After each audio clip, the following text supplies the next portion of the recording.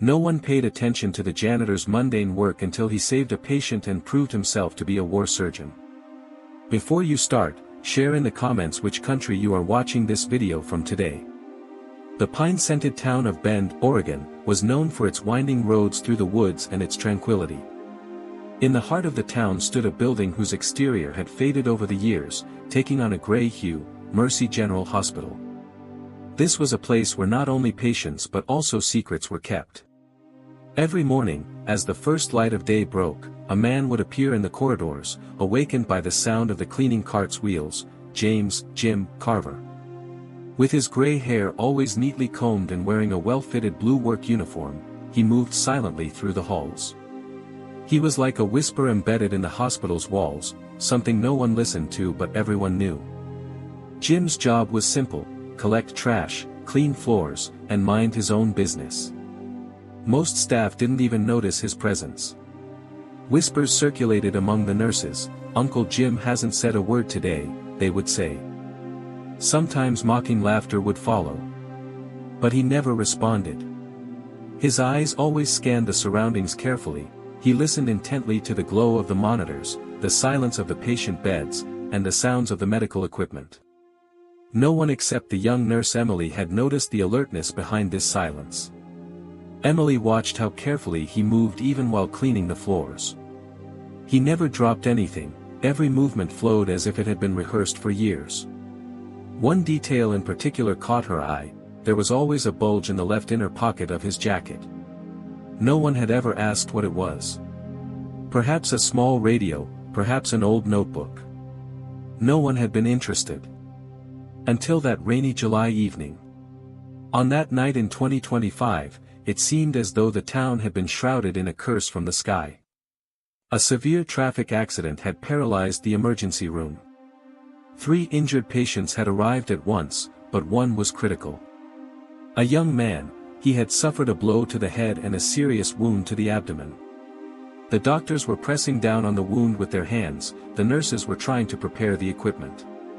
But then it happened: the main suturing device malfunctioned. Panic spread. The heart monitors were fluctuating wildly. Time seemed to stand still. That's when Jim stepped forward.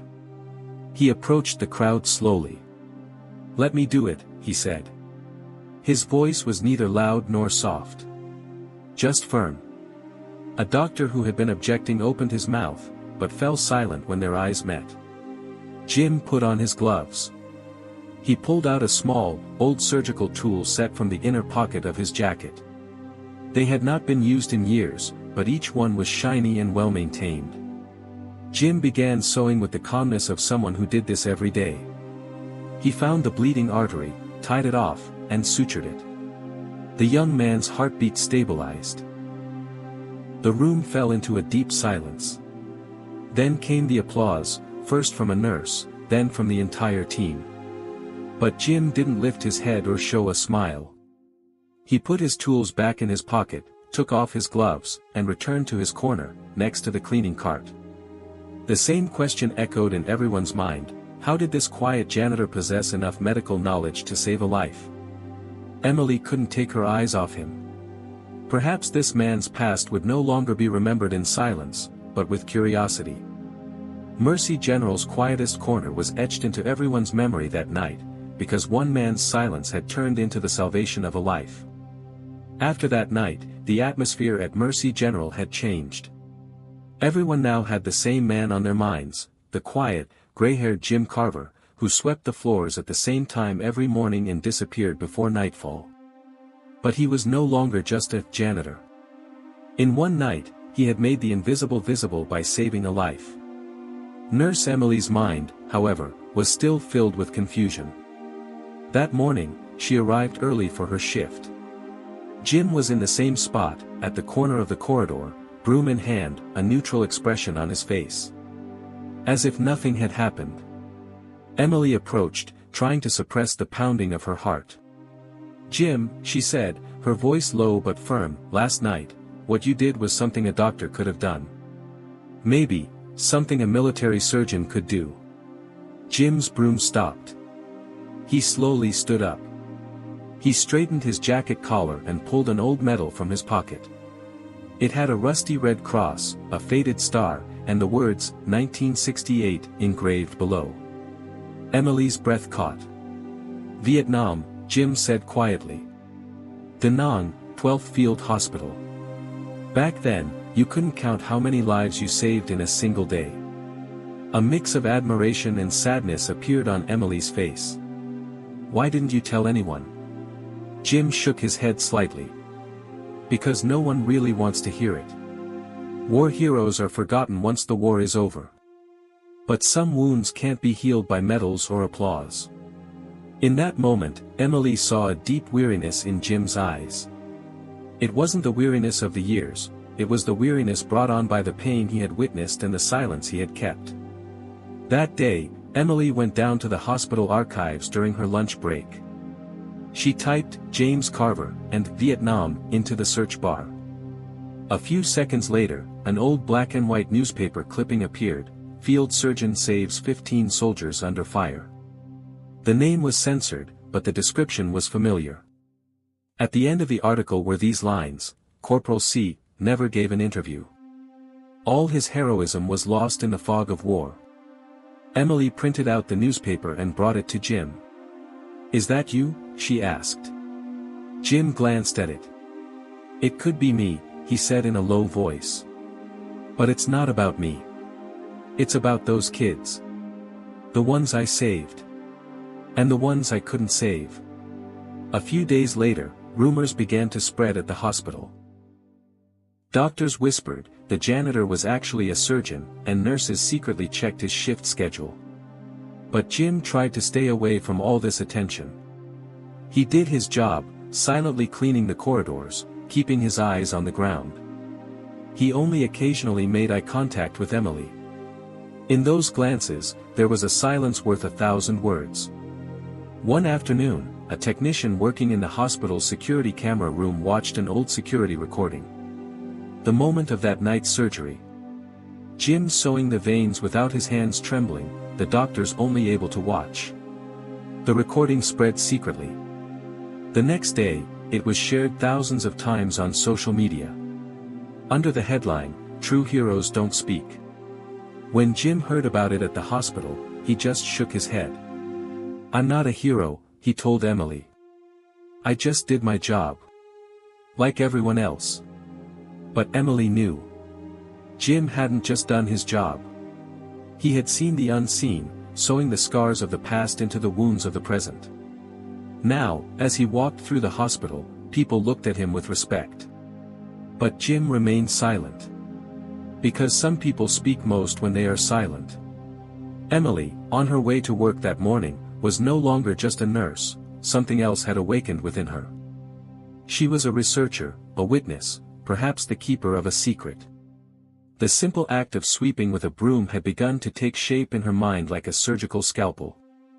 As if, with every speck of dust he swept away, he was also cleansing the ghosts of his past. For Emily, Jim's presence was now a silent story echoing through the hospital walls. During lunch break, she spoke with the doctors. What do you think of Jim? She asked casually. The answers were similar, quiet, polite, comes and goes on time. But his eyes, sometimes he stares at a point so intently that it gives me the creeps. Another doctor had once described how Jim had single-handedly lifted an elderly patient who had fallen, securing his arm to prevent a fracture. He's not an ordinary person, he had said. But he doesn't talk about it, he just does it. Emily went back down to the archive room in the evening. This time, she didn't just look at hospital records, but also at the government's digital archives, newspaper clippings, and military memoirs. She found reports from 1968. A field hospital had been surrounded in Vietnam. Helicopters couldn't reach them, and ammunition was running out. But a sergeant, had continued performing surgeries at the height of the battle. He had moved from the trenches to the operating table. 15 soldiers, all saved that night, by the same hands. His name was mentioned in the report, Sergeant James Carver. Emily couldn't close the file. This isn't a movie script, she thought, it's real. And it's a legend living among us. But something still wasn't right. Why? Why would someone distance themselves from such honor, such a past, and retreat to the quietest corner of the hospital? The next day, Emily found Jim in the hospital storage room. He was doing routine cleaning, even folding the plastic gloves neatly. She watched him for a while. Then she couldn't resist. "Jim," she said quietly. "That surgeon, that's you, isn't it?" Jim stopped. There was no pride or anger on his face. Only deep fatigue. "I was," he said. "But I'm not anymore." His voice wasn't cold. Instead, he spoke with a tone of acceptance, but one that still carried the weight of the past. Emily couldn't hold back her questions. "But why? Why did you choose this life? Why didn't you go back to the operating table?" Jim didn't answer. He just turned his gaze to a clock hanging on the wall. He fell silent, as if trapped between the ticking hour and minute hands. Then he said only this. "Sometimes a person saves a life, but loses their own. I stayed there, Emily. That night. Among the bullets, the screams, those 15 surgeries." Emily took a step back. In that moment, she understood. Jim wasn't just a war veteran. He carried a ghost, the voices of the people he had saved, the breaths of the soldiers he had lost, the lives he had sewn back together with his own hands but couldn't save. And now, as he walked the hospital corridors each morning with a broom in his hand, perhaps he was remembering the steps of a soldier who once couldn't walk. Perhaps he was trying to find the face of a young man left on the operating table, on the sterile floors. Something changed in the hospital after that day. Jim was still doing the same job, but the staff's gaze was different. No one asked him directly, but everyone felt something. It was as if the old man's shoulders carried not just a broom, but the weight of the entire past. And every morning when Emily continued to see him, she was no longer watching a janitor, but the shadow of a hero. Silent, but unforgettable, like a trace. The question that gnawed at Emily's heart was no longer a silence, but a call. Jim wasn't just someone with a past, he was an anonymous hero who had changed the fate of others within that past. And now, this story wasn't just for one person to know, the entire city needed to hear it. Whispers began to circulate in the hospital corridors. "Did you hear that Jim is really a surgeon? He saved 15 people in the war." These rumors were like a small fire Emily had started. But this fire wasn't causing harm, on the contrary, it was bringing a forgotten life into the light. One day, Emily found a note in Jim's drawer. It was written in shaky handwriting. "To Sergeant Carver, thank you for the man you once were but never told anyone about. Dr. Myers." When Emily gave the note to Jim, he remained silent for a long time. He held the paper in both hands, looked at the writing, then quietly put it in his pocket. "Interesting," he said simply.